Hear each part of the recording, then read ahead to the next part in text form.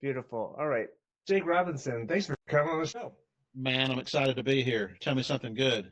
All right. I'll tell you some of the best things, but first I want to hear from you. So you're an advisor at Roy Matlock Jr., but you weren't always in the financial services industry. So I want you to tell me how you started acting. I believe that's what one of your first careers was. Yeah, well, I was at college and I was very unhappy. And I actually had dropped out of all my classes, but I still lived in the dorm and I was working at Pizza Hut. And I was like, what am I going to, I hadn't even told my parents, and they don't even know that I dropped out of school. And so I'm on the middle of a make line on Friday night where it's the busiest time, and me and another guy were making pizzas, and he mentioned, man, I've always wanted to be an actor. I said, really? Me too. And I always had. I was a big drama guy in high school, wrote all the pep rally skits, all that kind of stuff. Anyway, I dreamed about doing it. I didn't think it was practical. And we got to talking about it, and it got my juices flowing. And we made a pact that night. We're gonna move to Nashville, and actually we're gonna move to California is what we're gonna do originally. And then he fell in love with one of the girls that was waiting tables. That's Pizza Hut. Yeah, and I said, dude, I got to do this. And so I, my cousin, like a second cousin, was in the business in New York. I thought, man, he's gonna help me out. He's gonna like, come on up to New York. I'll show you. He said, no, dude, are you anywhere close to a big city? I said, well, I was living in UT Martin at the time, a little bitty place out in the middle of nowhere in Tennessee. And he said, move to Nashville, take some acting lessons, and lose your accent. I got 2 out of 3. I never lost the accent, but I did move to Nashville. And I transferred from one Pizza Hut to another. I was a classical out of work actor waiting tables, and so I saw that there was a cattle call for some, for extra roles for this movie coming out. And this is a time where Nashville was like the third coast. It was a big place to do movies because it's a right to work state. There's no union here, so they could do movies really less, dirt cheap, that kind of thing. And I showed up. I didn't have a headshot. They said you got to send in a headshot if you want to do this. I was so broke I didn't have an agent. I went to Kmart and got one of those little strip picture booths where you put in 75 cents and you get 3 black and white photos. And I knew it was about a country music. It was called Sweet Dreams. It was the life and times of Patsy Cline. And so what I did is I got this John Deere cap that had this big long bill on it. It was made for cotton farmers down south so that when you're on your tractor, it was long enough to block the sun out. Made you look real nerdy. And I put a Pabst Blue Ribbon T-shirt on. I did a mug shot and a profile, and I sent it in. And then I got a call back a couple of weeks later. They said, I'm the casting director for Sweet Dreams. Would you like to come in and read for a part? I said, heck yeah. That was my dream, really. And one of my acting teachers that I was taking a class in had said, look, when you come and do if you're going to audition for a part, you got to stand out because there's 30 other guys that look just like you, the same height, same color hair, because they're trying to cast it for the way somebody kind of looks. And so she brought me in, and I got to audition for Dino De Laurentiis. He was a big Italian director. It was his last big movie that he actually directed. And she brought me in, and I read for a part. She goes, "No, that's not really you, but I got something else for you. I want you to read this other part over here." And me and this other guy, and it was a biker part. So there was a role in there where she gets on the back of a motorcycle with one of the Fonzie type guys and rides off into the night. And so she wants me to read for this part. Well, another guy shows up and he looked like the Fonz. He had a black leather jacket, white T-shirt, Brill cream in his hair. And I thought, that dude looks the part. I have no chance at this. She brought us in together. We read together. And he kept messing up. I was having to point to him on the script where we were. And then she said, Jake, go outside and wait for me for a minute. And so I went outside, and then the guy comes walking out a few minutes later, cussing. He is so mad. He's upset. I said, man, what happened? They said, man, they told me I was too damn good looking. And I got the role. Yeah, and she was saying that really he was so good looking, he would have upstaged the actress. And so they needed an average looking guy. And I got the part. And I got to say a couple lines. I get Patsy Cline on the back of my bike, and all she wants is a cup of coffee and a ride home.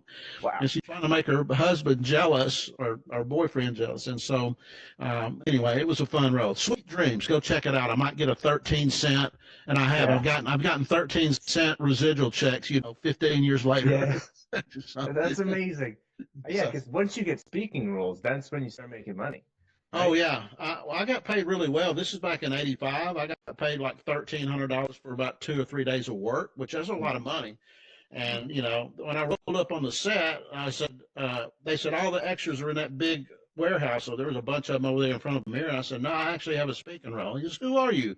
I said, I'm the guy, the biker guy. And he looked at his clipper. Oh yeah, we got Elvis on the set. What do you want? That was their nickname for me, Elvis. And so they put me on a golf cart, whizzed me around the set, and pulled up in front of this trailer. And I swear to you, there's a star on that trailer that said Jake Robinson. And so I'm like, holy cow, this is the big leagues. Wow. And for one line. So you're right, you do. And about a year later, I got another $1,200 or $1,300 in a residual check that just came in the mail out of the blue. So that's crazy. So I can imagine what the forerunner, the main actors and actresses making on things like that. Yeah. So now you're in a different world now, right? What's your business look like now? Well, we were captive agents with a company. Can I tell should I say who it was? If you want to, yeah. Yeah. So I was with for 30 years. Yeah. And for the last 10 years, we felt like we were in prison. Here we are operating inside of trying to operate without branding. We're not branding anything about. They have a bad reputation at the time and different things. And I don't want to say anything negative about it. It just wasn't happening. It was we were, in spite of we were good. We were the number one office in the company for 4 years in a row, number one producer of insurance and term and investments, mutual funds. And we at that time we had 50,000 insurance and investment clients, $1 billion under management, and we were doing pretty good. But the company, basically, Roy Matlock, that I work with, he's the name of the company. He started a radio show with Dave Ramsey back in 1992. He actually is the reason Dave Ramsey's on the air. He wanted to do a radio show. Dave was one of our first recruits. Roy had recruited Dave into the business. He was an agent with us. He never really did a lot as an agent. He blew himself up in real estate and then figured out how to get out of debt and started teaching that. And so in the meantime, we're over here knocking it out of the park. We called him up one day and said, hey, I want to do a radio show. I know you know a lot about getting out of debt and budgeting. I know a lot about investments, insurance. Why don't we, why don't you become a co-host? And he did. So it was a local show, 3 hours a day, 5 days a week for 9 years. And they became the number one show in the market, talk show, beat Rush Limbaugh head to head. And that never happened. So they were about to take it and go syndicate nationwide. And our company came back to us and said, you can do one or the other, you can't do both.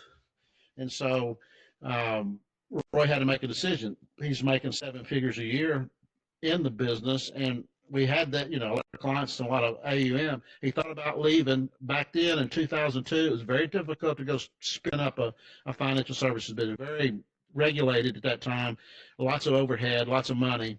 So he reluctantly decided to sell his half of the show to Dave. And about 6 years ago, he decided to get back on there. And about 3 years ago, we ran up against a second time. Roy had decided that once he got off the air, he had 50,000 clients. How are we going to really stay in touch and nurture these clients and prospects? So he created a software package from scratch. A lot of people call it a CRM. I call it a PCRMM. It's a prospect and client relationship marketing management tool. Basically, you push a button, it makes the phone ring.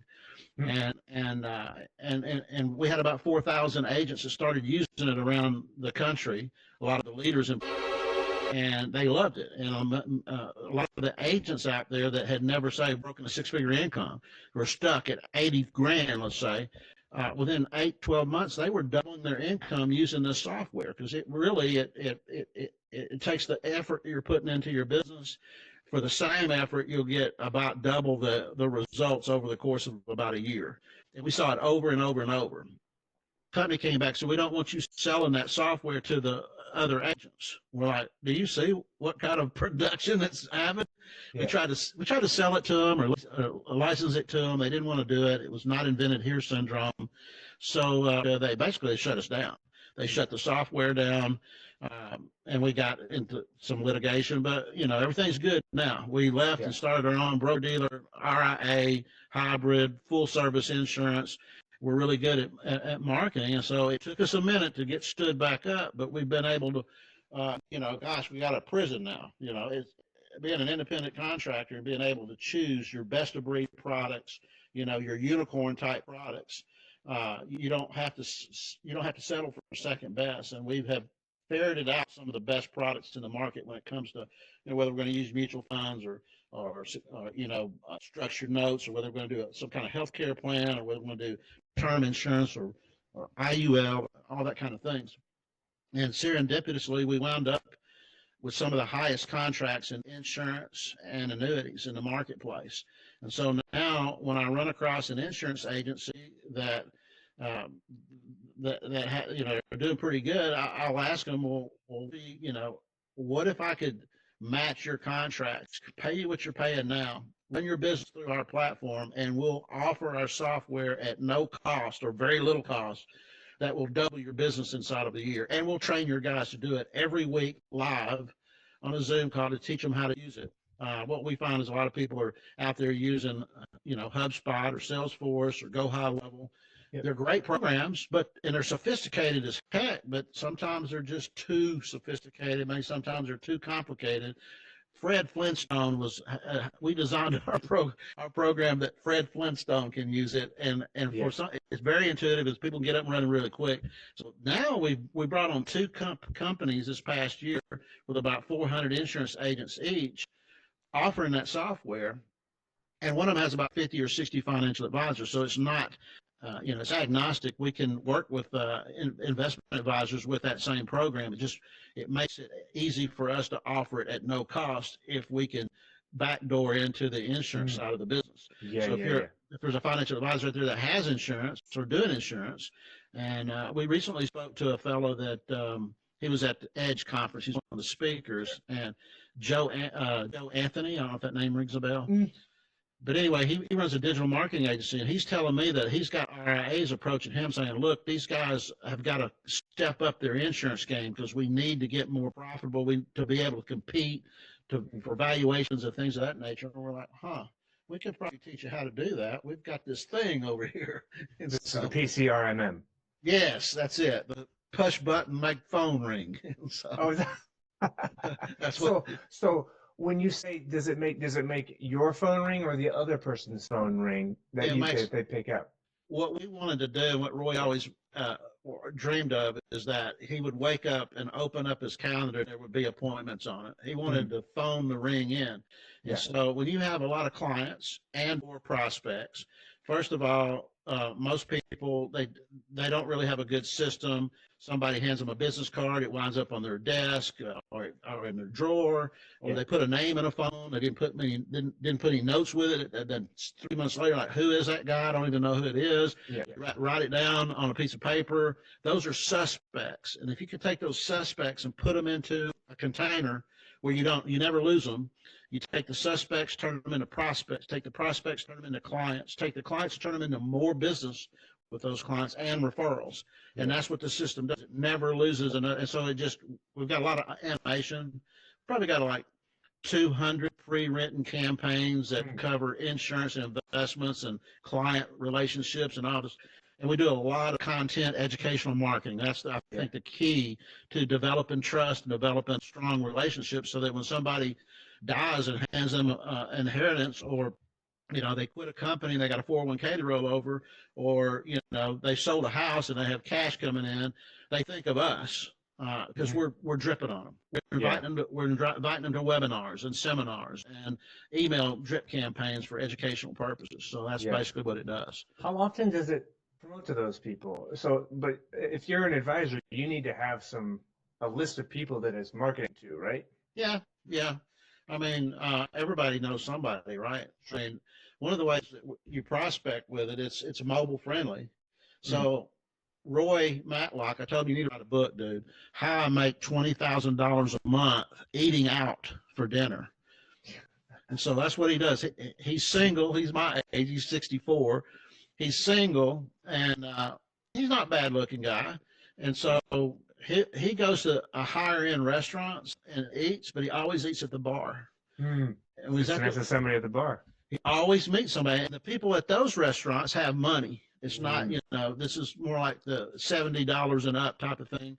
And so he always winds up talking to somebody, and they always eventually ask him, well, what do you do? I help people with their money. I got this or that going on. And really, it's, yeah. He said, tell you what, let me send you something. I said, okay. Hands of the phone, and it's got just a quick ad system, name, phone number, email, and date of birth. That's all it is. Yeah. Suck them into the system. And then he says, hey, I tell you what, I'm going to send you a link to my podcast because we do a radio show and publish it into a podcast. Hey, I'm going to send you something. I'm going to send you an invite to one of our webinars coming up. And he does it right on the spot. Boom, it goes right to their email. It's that quick.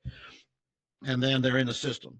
And so when they put their date of birth in, there's three reasons we do date of birth. One is a birthday card, but second is for RMD.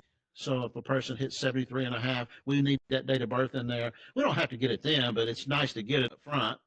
I told Roy, so why don't you just add the date of birth to the entry thing? Most people are going to put it in there. Yeah. The other one is early at the in-service rollovers. Okay. So if somebody is 57 and 59 and a half and they haven't retired yet, 59 and a half, they haven't retired yet, but they're sitting at a company that they can roll their 401k over while they're still working without separating service. Used to you had to leave the company and quit. You don't have to do that anymore. So you're getting a 4 or 5 year head start over the competition if they're sitting there waiting for them to.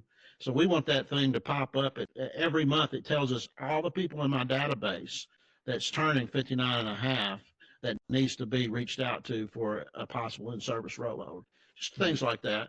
But you can go in and literally set up a whole year's worth of campaigns. Like if you put your information in, you're automatically going to get a birthday card and 6 different holiday cards, Christmas, Thanksgiving, that kind of thing, right out of the bat. So there's 7 touches right there if I don't do anything. But then I can go in and do a lot of other, automated campaigns. I can do a 12-month series where it comes out once a month. It's a whole series of A to Z financial mastery. And then the other stuff that we do in between. So you can literally go in and schedule all this stuff out for a whole year or 2 years if you want and make it automated. Plus, you got to step up and do your manual stuff. Like I need to pick up the phone and call, or I need to send a text and in conjunction with that. Yeah. But it makes it a lot easier to do it that way. So you guys have been developing that kind of software in your business for us. And when did you start doing that? About 2018, 2017, around that neighborhood. Yeah, it's fairly recent.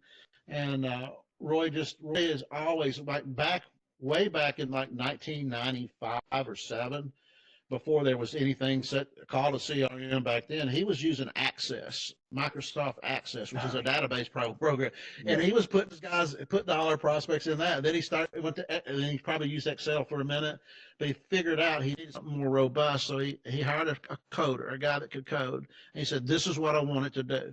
And the guy, every time Roy would say, "I want to do this," and the guy said, "Okay." And he said, "Can you make it do this?" "Yeah, I can make it do that." Can you do this? Do it this way?" "Yeah, I can do that." The guy never said no. He just we kept optimizing, and that's one of our mantras as a advisory firm is we optimize. We want to optimize everything. We want to optimize the handshake. We want to optimize how we answer the phone, what the voicemail sounds like when somebody calls after. We want to optimize every aspect of our business so we can keep getting better. What do you mean when you say optimize? Well, I mean, you know how to shake a hand, right? Some people don't. Sometimes it's a fish handshake, right? Some people just have to be taught to do that. Like Roy, we were at a seminar hotel. We used to do big seminar hotel back in the day, and we'd have maybe 200 or 300 clients and potential clients come to a seminar. we were in a seminar, we came out of it, and then right down the hall there was another seminar going on. These guys started coming out. They were super dressed up, like, I mean, they looked like they were going to a banquet or something. And Roy was impressed. He's like, what in the heck is going on there? She asked us, what's this all about? He goes, oh, we're Amway. And Oh, so Roy's like, well, they look good. I know that. So the following week, he had contacted a guy that does custom suits at a men's suit shop, brought him out to our training, and he taught the people how to dress. This is how you dress. This is here's the tips. Here's the hacks. Here's what you don't do. You don't wear a brown suit. ever. Well, I did once. I bought this brown suit. I have to confess, I was broke back then. I bought it from Goodwill. It fit well. Yeah. And so I walk in, I'm kind of proud of it. So I'm in the back of the room standing next to Roy. We're doing our training. And he leans over, he goes, hey man, nice suit. Don't ever wear it again. What? He goes, brown. It's a brown suit. You never wear a brown suit. So that was the last time I did wear that suit. So, So you're saying the optimizing is kind of getting everything out of that one type of thing. Is that well, it's, what can you do to make it better? Every aspect of your business, whether it's marketing, sales, how you close at the kitchen table, if you're meeting with a client, and the first impressions. Like one of the things that we did is Roy was a stickler at, back when you had copy machines and you made copies of stuff, he was a stickler for it. It had to look nice, crisp, and clean. It couldn't be like a third generation copy of a copy that had, he didn't stand for that. And that's part of that impression and optimizing and what do we look like and how do we come across to our clients. And so we're not faking it. I don't believe in fake it till you make it. I hear that. I think you just have to go out there and muck it up and learn how to do something, and you get better at it. Mm-hmm. I got started in the business where I didn't know how to prospect. I didn't have a warm market. I had moved up to D.C. area and franchised Papa John's Pizza, and I was up there for 3 years. And I came back, and I didn't really know anybody at that point. A few people I did know, I'd already seen them in business earlier. And I came back and I went to work with Roy. When I left to go up there to franchise Papa John's, I remember I wasn't on Roy's team. We were in the same company back then. I was in a different hierarchy, if you will, but we shared the same office building, and I knew Roy. And when I said I was in once before, and I said I'm getting out of this. Actually, it was. Okay. He sold the company, and I'm like, he kind of sold out. Why would he sell the company? I lost some of my zeal, so I quit. And Roy wrote down in his back then you had your day timer. He wrote in his day timer, I'm going to recruit that guy. I'm going to recruit Jake Robinson. I'm going to get him back into business someday. And then right as the time he was starting the radio show, we were moving up to Maryland to open up Papa John's. So me and my wife went to dinner with him and his wife, and we just chatting and getting and saying goodbye. And he said, I'm starting this new radio show. I said, well, it's pretty exciting. That sounds great. And I said, by the way, what'd you make this year? He made $90,000. And I thought to myself, well, that's not bad, dude, but I'm going to get rich doing pizza. That's nothing really to write home about. It's respectable, but nothing to write home about.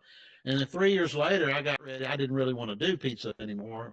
I called him up and I said, hey man, how's things going now? And he said, well, I made 387 last year. I'm going to make 750 this year. I said, okay, I'm in. I'm ready to get going. And so I moved back to Tennessee and went to work right away with Roy full time and learned the business from the ground up. Was it advising, or what was that job you guys were doing? We were doing term insurance and invested difference, mutual funds. Yeah. And most people in that business, they would do one or the other. They were good at doing term insurance, but they didn't really get around to the invested difference part. We were good at both. Like I said, we became the number one office in the company out of 100,000 representatives. We were putting about 150 new clients on the books every single month out of our office in Nashville. Wow. And we were killing it. And so, and we were doing it without even talking about who we were. We were Roy Matlock Jr. and Associates. Now, he was on the radio, and he got good at that. So that did provide a it's goodwill and word of mouth, and people, knew who that was if you mentioned it. Mhm. And so it did have an impact, just like podcasts do. I mean, Yeah. I'm glad I appreciate being able to come on and Yeah. share a story. Well, you guys have your own like terrestrial radio show, so I'm Yeah. curious, like when did that start and why did you guys decide to do that? Well, in 92, 1992, about that time, there was a local guy on the radio talking about money, and he sucked. He was really bad. He was giving bad advice. And so it's like one of the ladies in our office, one of our agents in the office, had it on, and she remarked to Roy, she goes, Roy, you're way better than that guy. You ought to do a radio show. And about 2 weeks later, that guy was all of a sudden he was off the air. And we don't know if he got fired or quit or whatever. So that's when Roy called Dave up and said, hey, man, I'm going to go talk to those guys and see if we can get a radio show. Would you like to be my co-host? They cold called on 99.7, which was an FM station. And back then that was a rare thing to have an FM talk show format. But one of the great things about FM is when people are scanning the dial, they hit the scan button and then it locks onto and they got a lot of listeners just because it locked on it. What is this? These guys are talking about money. And so that happened in 92. They ran it for 9 years. Maybe it was 93. Ran it to 2002. And then he sold his half of the show to Dave and got off the air. About 6 years ago, he said, you know what? And this is after, he got an ultimatum from the company. You do one or the other, but not both. He thought about it. He says, I'm an independent contractor and I'm just marketing. Why can't I do radio? I'm going to do it again. So he let them know, hey, I'm starting a radio show. And they said, well, wait a minute. He says, no, you don't understand. I'm not asking for permission. Mm-hmm. I'm doing it.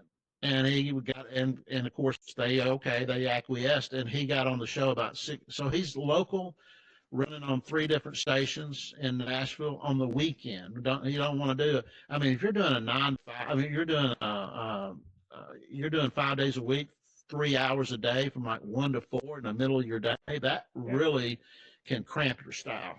Yeah. So, well, I'm curious also, like, how do you think about, okay, there's a lot of time to take up in that, for however many days a week, right? How do you guys identify which things to talk about and how do you have those conversations? And also, like, there's the compliance angle to it, right? Because sometimes you got to deal with compliance. Maybe it's different for terrestrial radio, but how do you guys think about that? No, you do have to. That was one of the weird things about him and Dave Ramsey. See, Roy was always licensed, securities and insurance. Dave didn't. Dave eventually let his license go.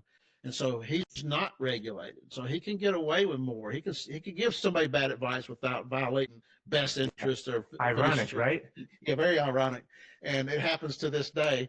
And I remember back in the day when Roy and Dave were on the air together, Dave would make some mistakes, and they had this red phone, this emergency red phone inside the studio, private red, and I had the number to it. So I'd be listening to the show, and in the break, I'd call Roy up during the break. I'm like, dude, are you going to let Dave get away with what he just said? He goes, don't worry, dude, I got it, I'll handle it. So there was a yin and yang on the show, and it gave a good balance, really. Roy was the guy that got the real answers from, really. And so what we talk about, Dave is very basic about getting out of debt and that kind of thing. We took it much further on the insurance and investment side, and then when Roy got back on the air, he just talked about the basics, the fundamentals. We talk about offense and defense, and then we do we'll fold in what's happening in the news, like tariffs, inflation. We'll fold that into a topic, and we'll do a special show about it. But for the most part, we've got 30 years, 40 years worth of experience and training. And Roy does all his training through PowerPoints. And back in 1997, we did our first PowerPoint. I remember he hired a guy to come into our office to teach us how to do. He charged us $100 per slide to put together a slideshow for us on PowerPoint. That would be like when you're first figured out how to get a website. You paid a lot of money for somebody else to Yeah. build your website. Now you Yeah. get it for free. Yeah. But he's got over 20,000 PowerPoint presentations, every single one we've ever done on any kind of training you think of. We're trying to figure out how to take that and plug it into AI and have a private. We don't want to just out on the chat GPT. We'd like to have our own AI and be able to go in that thing and tell us, pull this out. We want to give us all the training that had anything to do with fixed index annuities or whatever it might be. And yeah, that's an interesting kind of segue, right? Like you guys seem to be pretty tech forward, right? You build your own PCR CRM, right? You built that, and then you're doing Finny stuff. Like, how are you guys approaching these new technologies? Man, just the other day, Roy said, dude, you got to quit bringing me ideas. I said, how about my bandwidth is, I said, he said, I bet you right now, if we put a list of all the stuff we're working on and we've got to do, probably got 50 plus things. He said, I want you to write your list. I'll write mine.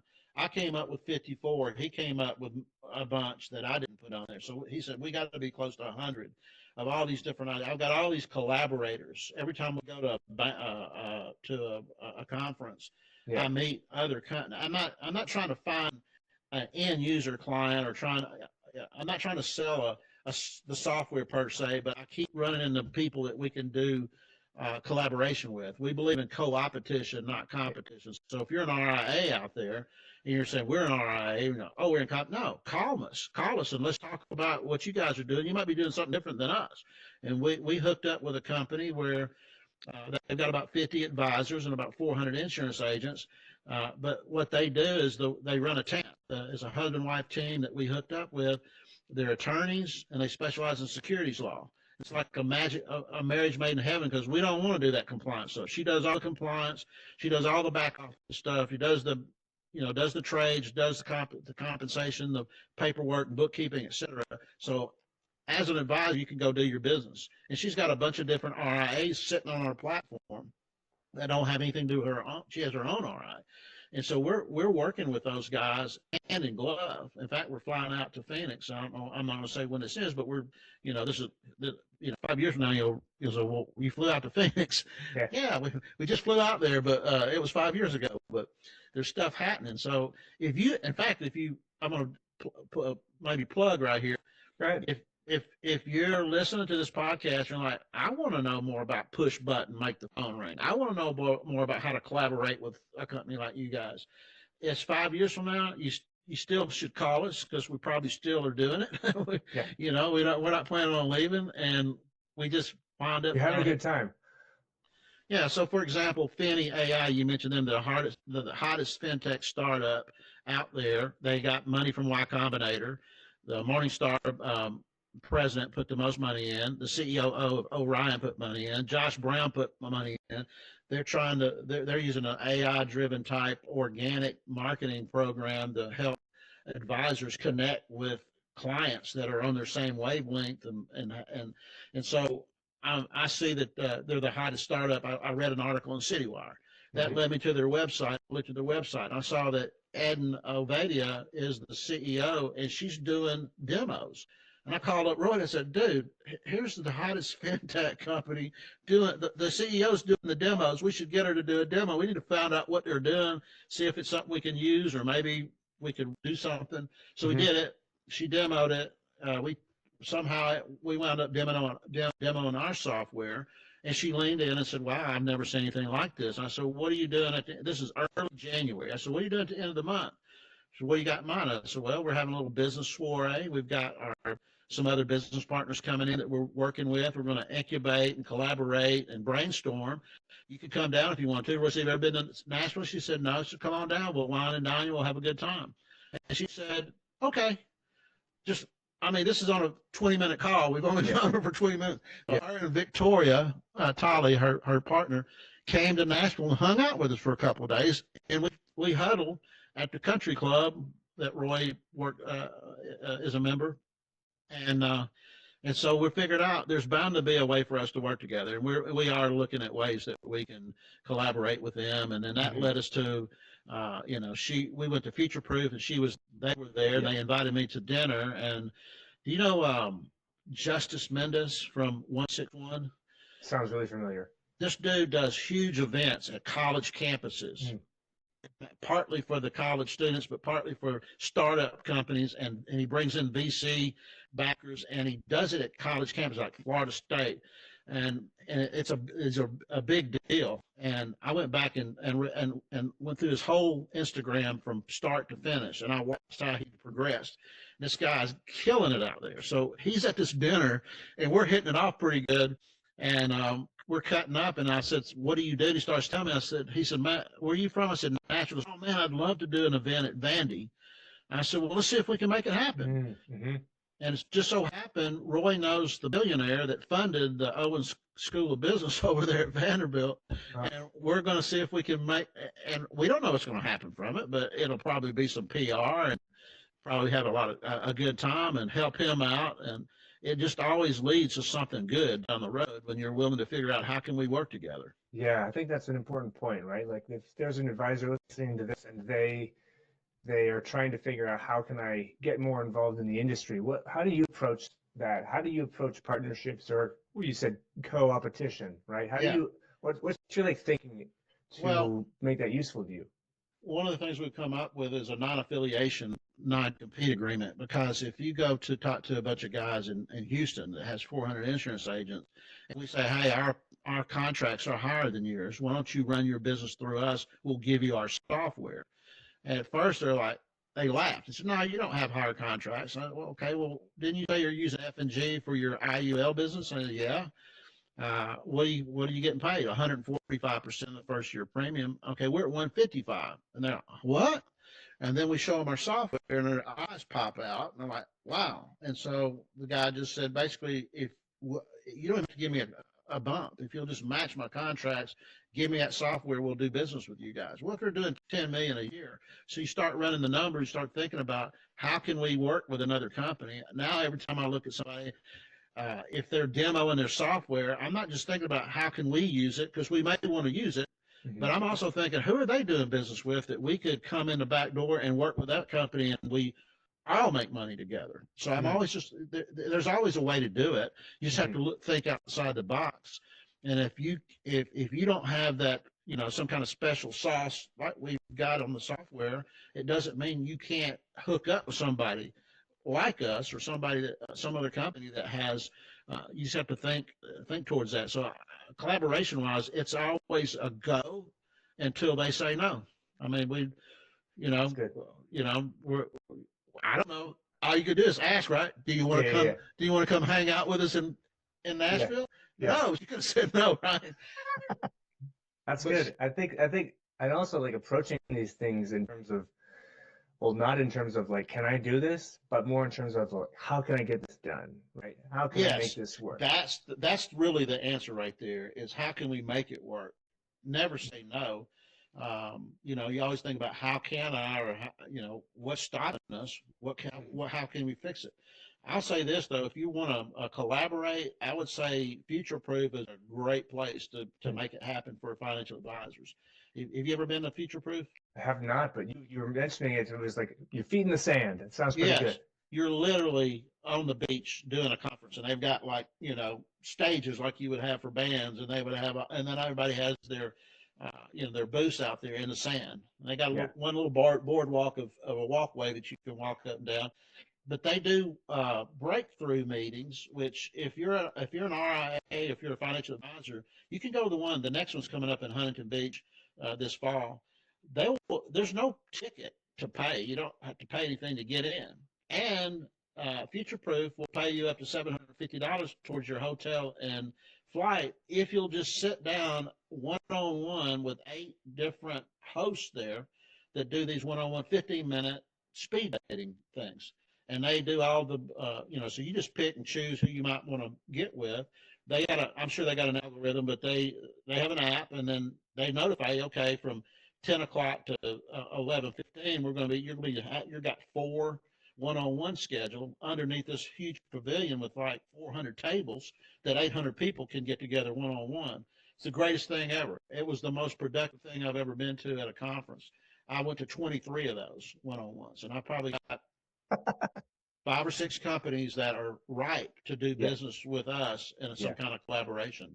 How do you think about pushing those deals forward, right? Like you mentioned, it's like, oh, just you're trying to figure out where the yeses and where the nos, but how do you kind of try to Okay. negotiate those deals and get them actually like working? Um, well, you, I mean, I don't know. I mean, how do you do deals like that? You just got to talk to them and present. Here's what we like to do. We like to get somebody that's somewhat interested and say, come on, why don't you fly into Nashville and hang out with us for a couple of days? And we take them out to Richland Country Club, the nicest country club in Nashville, and we wine and dine them. We get a presidential conference room, and we sit down at a big long table, and they bring their guys and our guys, and we brainstorm, and they present to us what they do. We present what we do. We say, how can we work together? And this is after we've had an initial conversation. There's something happening on that conversation that makes it seem like maybe we should get together. So when we were at the Edge conference a couple of weeks ago, it was only 2 days. The end of the first day, there was a reception of open bar. And Roy was sitting at a table. He's already talking to some guy. Walked up, and they're talking. They're deep in a golf conversation. He's a big time golfer, and he's very good. And this other guy was too. And so they were talking golf. And then, and I'm standing there just listening. And the guy turns to business. He said, "Yeah, we've got 5 offices with 5 investment advisor offices. We've got 2 insurance agencies with 45 insurance agents." And I immediately picked up my phone, and Roy's talking, and I'm like, "Hey, Roy, keep in mind, we're going to do a dinner that night." Yeah. That morning, I told Roy, I said, look, a couple of days before, and I said, Finney's coming to town. We need to take them out to dinner like they did with us at Future Proof. He said, okay, set it up. So we got a reservation. We only had me and him and the 2 Finney girls and one other person. So we had 5 on the reservation Tuesday morning. Yeah. By Tuesday night, we had 14 people show up to the dinner, and 4 of them were speakers at the Edge event. Yeah. Which Finney was one of the speakers. And so we're sitting there. This guy says, yeah, we got 45 insurance agents. We got 5 offices for investment advisors. And I get on the phone and I text Roy right there and I say, you might want to ask this guy to go for dinner. Roy saw it, picked up his phone and set his phone down. He goes, hey, Steve, you got any dinner plans tonight? The guy was like, no. So come on out with us. Yeah. Guy, we're going to do business with that guy. He's gonna, I know at his size, it's the perfect thing to do is put him on the Sales Team Pro software and pay him. He'll get paid the same. He's not gonna lose any money, but he'll make more money once we show his guys how to squeeze out their prospect and their client base through database marketing is what we're really good at. I see. It's like this is like an episode of like, you know, that book, Never Eat Alone? You guys should have written that book. Yes. Yeah. Well, like I say, Roy should write a book, how to make $20,000 a month eating out and riding an Uber, because he does the same thing with Uber drivers. Yeah. Here's what he does with an Uber driver. So he sees an older guy about our age, maybe older, driving an Uber. Generally, they're not doing it because they need the money. Generally, at that age, they're like, I'm bored. I'm retired. So Roy will get in a conversation. He'll finally come around. So what do you do? Is this your full-time job? Or he goes, no, I mean, I do it for fun. I do it to make extra money. So you retired? He goes, yeah, I retired a year and a half ago. Okay. Yeah. So let me ask you a question. Did you have a 401k? He said, yeah. Did you roll it over? No. Here, put your information in. I'll send you something. And so nice. He's done a lot of rollovers with the Uber drivers. There's a tip out there's a hack for all you guys out there. Why hasn't he written a book yet?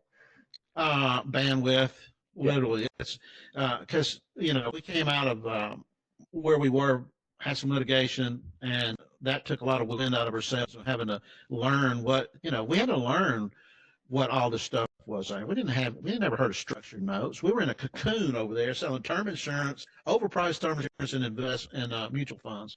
But we did a good job of it, and we served the client well. But there's lots of other stuff out there. There's all kind of private equity and all of the stuff and we're figuring all that stuff out. So it probably will write he probably will write a book, or maybe I'll ghostwrite it. Yeah. And get some I commission. feel like there's a really good opportunity there. Or you take all of the content you guys have previously made and whip that into a book itself, right? Well, we do. We use a lot of Chat GPT Yeah. to massage what we're doing now. I mean, really, there's a deeper level. In fact, at this Edge conference, John O'Connell, he was one of the guys that was speaking of, he gave several examples how an average advisor can use Chat GPT. They don't have to go buy an expensive AI note taker or whatever it might be, but he was showing some practical stuff that you could do in your office to serve your clients. It was amazing stuff. Mhm. He wound up being one of our You guys at your dinner? yeah, one of our dinner partners, him and his wife, Suzanne.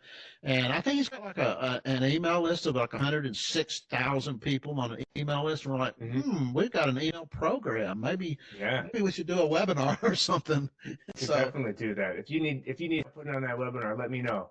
Okay, cool. Yeah. Do that. Well, that's how I ran into you, is and into Finney, and then I show up for Finney stuff. You know, I want to support them. So anytime Eden does a open, she calls it open house, I'm on there. Office hours. Office hours. That's right. And so, and you started asking questions in the email, which I think is important. Yeah. Because I reached out to you because you said, hey, if you'll email me, I got these 99 prompts for GPT that I'll give you. And I said, that's cool. I want to see what they are because I like prompts. They're great. And I asked you for them, but you didn't just send them back to me. You said, what's your business like? Tell me a little bit about your business. And I don't know, 4 or 5 sentences. And then I said, what for? Why, why do you ask? Why do you ask? And you said, well, because I've got this. I didn't know you had a podcast. I apologize. That's okay. But that's my fault. So he was like, okay, maybe you might, I do a podcast. Maybe you might. I said, okay, I'm open to it. Let's talk about it. And we had a great 20 or 30-minute session before. We should have been recording that one. Well, so AI tool, right? Fathom. Oh, Fathom do you have it? That. Okay. I can look into it. I'm pretty sure I do, but we can append that to this conversation. We can do that. You can make that extra content. Yeah. Sign up and get the inside. If anybody's listening to this, for those people listening to this, if you want to have the background, email me. The Ryan, inside. The secret look. Yeah, the green room conversation. Yeah. And then we can send it to you that way. And then I'll probably ask you things about your business, just like I did for Jake. But this could go on for a long time. I want to make sure I touch upon any other thing you want to make sure I ask you about. But then I have 5 final questions. Really, what are they called? Rapid fire questions. Okay. Ready for that? Yeah, maybe. I'm a boomer, man. It might take me a second. That's okay. Okay. What's the first financial book you read? Financial book. Does it have to be a financial book? The first book I ever read. I think business book is probably better. That's a little more broad. Or like your favorite business book. What's your favorite business book? The very first one that turned me on to there's more to life than fiction was Guerrilla Marketing by Dave Ramsey. And it was all about the guerrilla tactics you can do to market. And I love marketing. And then probably the best business book I've ever read is Jay Abraham's Getting Everything You Can from All You've Got. In my bedroom, yeah. Okay, good. One of the greatest books ever. It makes you think differently.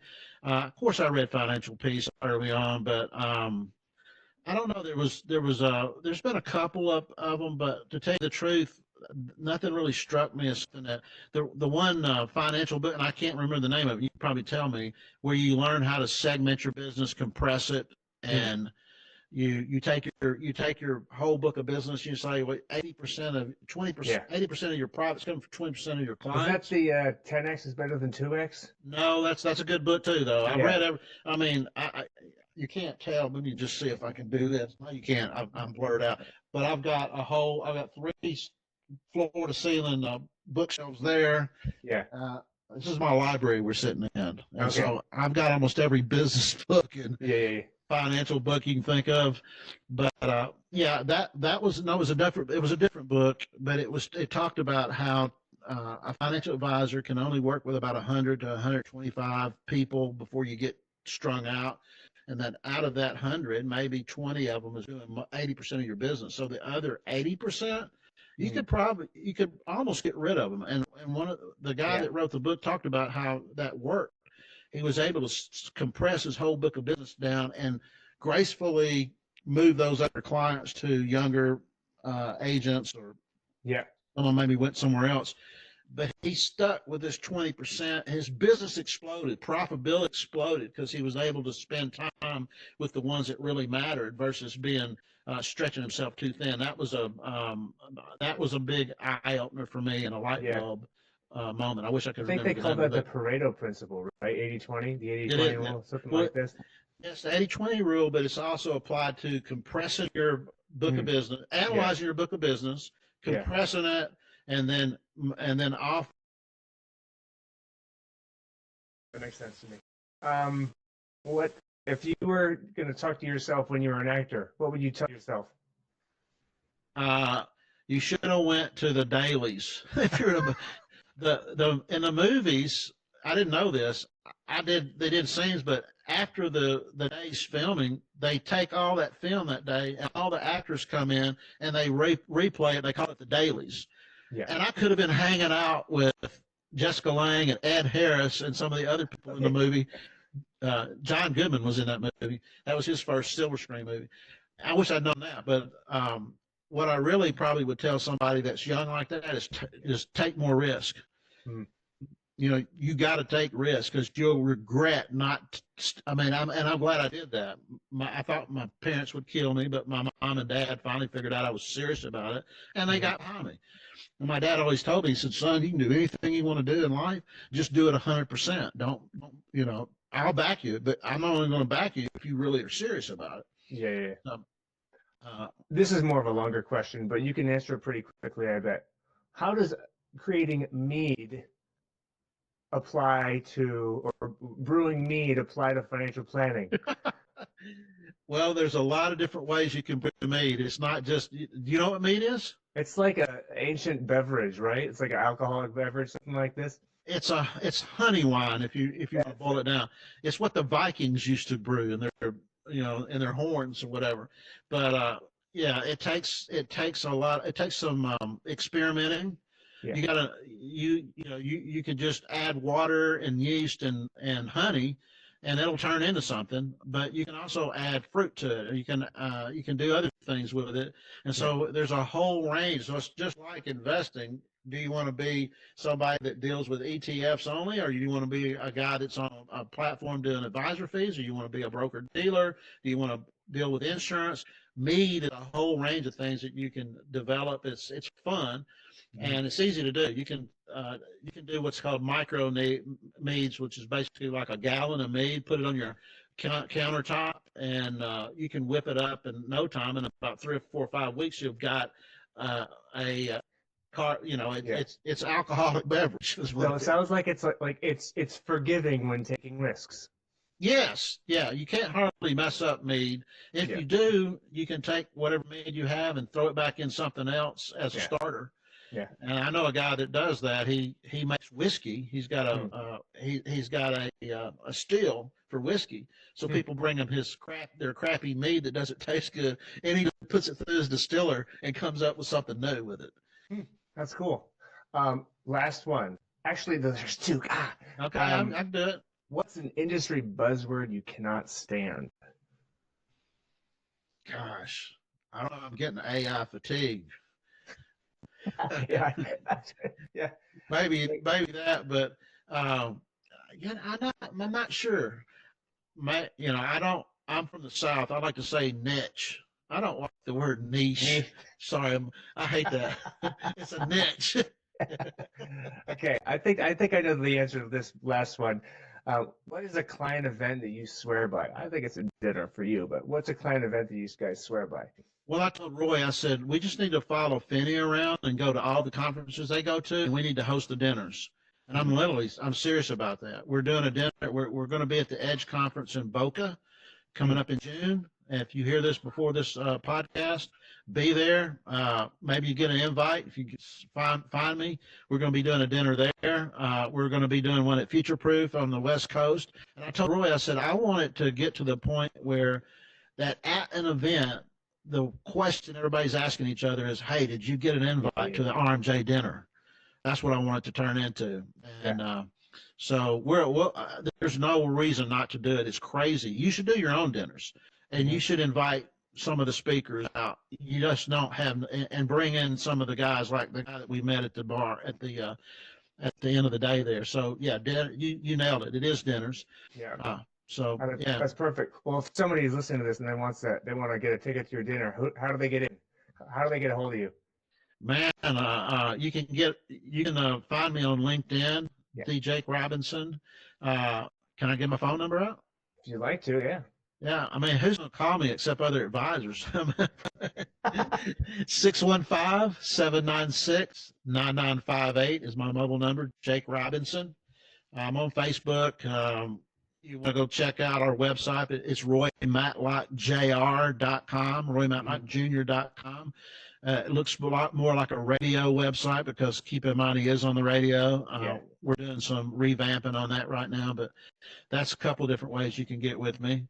Lovely. So text me. If you got questions, you got ideas, you're like, hey, how can I collaborate? Holler at me, man. We'll figure something out. There's bound to be something. That's cool. Jake, I really appreciate the time. This has been an awesome conversation. I'm sure it won't be the last. This has been a lot of fun. Well, Ryan, I really enjoyed this. And, yeah, if you ever want to do it again, you're a great host. That's a good question. And, hey, you see this thing, guys? It's a microphone. And I asked him, I said, how are we going to get good audio? Because I did a podcast way back in the day, and I knew that's super important.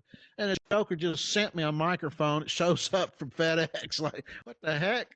Who does that? Know. That's classy. That's classy, bro. I appreciate that. It's really nice. You're very welcome, Jake. You're very welcome. All right, we'll end it there.